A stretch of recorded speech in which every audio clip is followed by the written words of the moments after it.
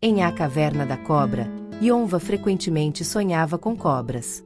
Inspirada por esses sonhos, desenvolveu talento para desenhar e passou a vender artes obscenas como meio de sustento.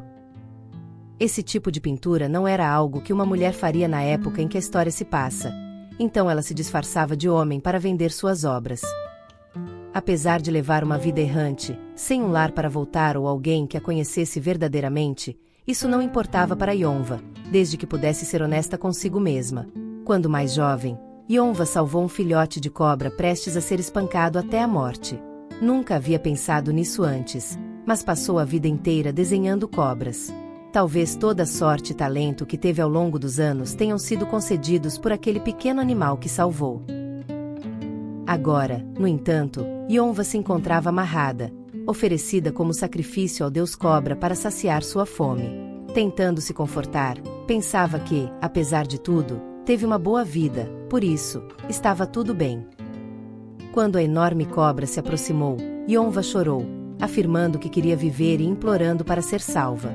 Em resposta, a criatura lambeu seu rosto e perguntou se ela era realmente Yonva. Ao perceber que suas suspeitas estavam corretas, a cobra se alegrou, comemorando ter finalmente encontrado quem procurava há tanto tempo. Após ser desamarrada, Yonva, agora montada sobre a cobra, perguntou se ele era o mesmo filhote que havia salvado anos atrás.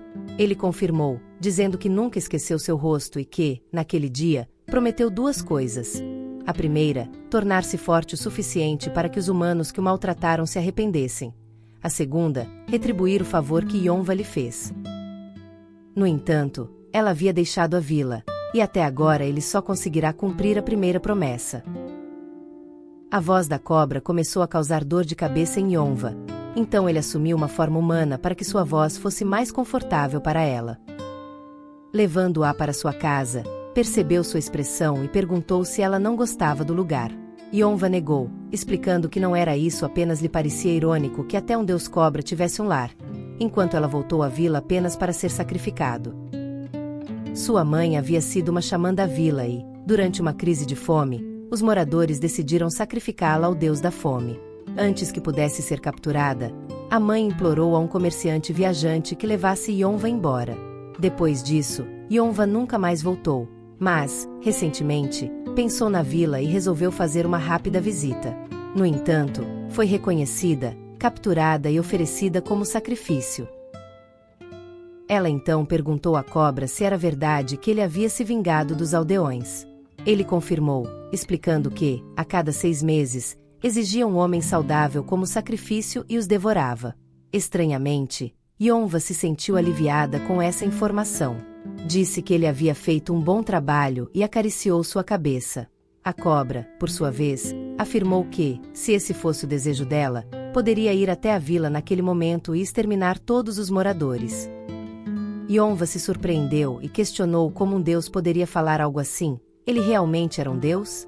O ser respondeu que, depois de tanto tempo cometendo atos cruéis, não poderia mais ser considerado um deus comum. Nem sequer possuía um nome. Yonva perguntou por que ele não tinha um nome, mas ele não via importância nisso. Afinal, o que mudava se ele não tinha um nome? Apesar de ser temido como um demônio, naquele momento ele se comportava como uma criança. Então, Yonva decidiu nomeá-lo Muji, derivado da palavra Muji, que significa alguém sem nome. Muji estranhou a situação. Era ele quem deveria estar retribuindo um favor. Mas foi Yonva quem lhe deu um nome. Ela, por sua vez, lembrou que ele a poupou e pediu que, dali em diante, fosse gentil com ela. Ao acariciar sua cabeça novamente, pensou que ele era como uma criança solitária, alguém que provavelmente não sabia lidar com a solidão. Cansada, Yonva pediu um quarto para descansar, mas Muji se deitou ao lado dela. Ela imaginou que ele apenas queria ficar perto dela e decidiu que não podia fazer nada a respeito. Durante a noite, ao acordar, Yonva notou que Muji havia sumido. Saiu para procurá-lo e o encontrou na água, murmurando para si mesmo que deveria matar todos da vila por terem tirado Yonva dele, a única pessoa que lhe deu gentileza. Yonva o abraçou por trás, tentando acalmá-lo. Perguntou se ele havia esperado por ela e se seu coração esteve ferido por todo esse tempo. Dentro da casa, ainda abraçados, Yonva explicou que o calor de um abraço transmite afeição, e que, ao sentir isso, qualquer um pode se tornar gentil. Muji retribuiu o abraço. Tempos depois, Muji comentou que havia chegado sua época de acasalamento e declarou que gostava de Yonva desde a primeira vez que a viu. Ele queria ser seu parceiro. Yonva, no entanto, sabia que ele viveria muito mais do que ela e, inevitavelmente, encontraria outra pessoa após sua morte. Questionou se ele compreendia o significado de ser parceiro de um humano. Muji afirmou que sim. Ela então o desafiou a dizer isso claramente. Sem hesitar, ele respondeu: "Eu te amo. Desde o começo sempre foi você, e no fim, também será apenas você." Ela riu e o beijou. O que aconteceu depois disso foi reservado apenas para adultos. Mais tarde, ao procurar comida, Yonva foi ao local das oferendas de Muji, mas acabou cercada por aldeões que a reconheceram. Furiosos por ela ainda estar viva, partiram para a agressão. Antes que pudesse se defender, uma pedra atingiu sua cabeça, fazendo-a desmaiar. Muji apareceu e matou todos os homens ali presentes. Pegando Yonva nos braços, perguntou se ela estava morta.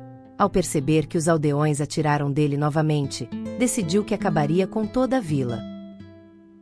Quando Yonva despertou, Muji já estava destruindo tudo. Ela chamou sua atenção, e ele ficou surpreso ao vê-la viva.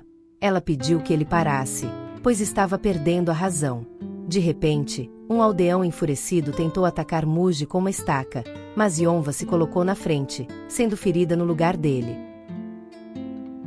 Enquanto sangrava, perguntou se Muji conseguiria viver sozinho depois que ela morresse. Como último pedido, pediu que ele não buscasse vingança e que prometesse não se tornar um deus maligno. Caso a reencarnação fosse real, pediu que a encontrasse novamente. Anos depois, em uma era moderna, uma mulher esbarrou em Muji. Ele a chamou de Yonva, afirmando que cumpriu sua promessa. No entanto, ela se afastou, achando que ele era um lunático. Mais tarde, ao sair do banho, assustou-se ao vê-lo batendo na porta. Ele insistiu que ela não fingisse não conhecê-lo, revelando que viajou pelo mundo em busca de uma maneira de torná-la imortal. Ele conseguiu um orbe de dragão, que, se ela comesse, permitiria que ficassem juntos para sempre. Ele também revelou que, para isso, tornou-se um verdadeiro dragão. Yonva ainda achava que ele era louco, mas quando foi dormir, viu sua versão passada ao lado dela. A figura sussurrou algo, e então ela se lembrou de tudo. Abraçando Muji, afirmou que ele realmente havia se tornado um dragão. Ele a apertou nos braços, aliviado por não perdê-la de novo, mas insistiu que ela comesse o orbe. Yonva hesitou, dizendo que precisava pensar. Irritado, Muji se transformou em cobra, reclamando que ela deveria comer de qualquer jeito. O último quadrinho da história mostra Muji enrolado nela, enquanto Yonva pergunta: "Se eu comer o orbe, nunca mais vou precisar trabalhar?"